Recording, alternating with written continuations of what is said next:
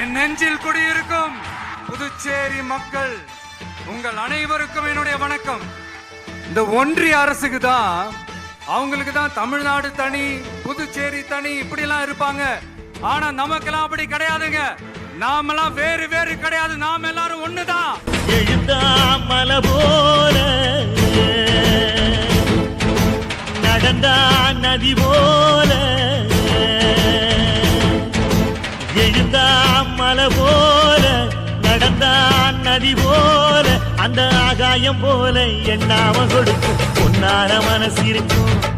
என்று மூடாத கோவில் முன்வாச கதவு எப்போது திறந்திருக்கும். அந்த வெட்டருவாம் மீசைக்குத்தான் 800 பணிஞ்சிருக்கும். அவ தொட்டு தந்த நெல்லுமணி முப்போக விளைஞ்சிருக்கும்.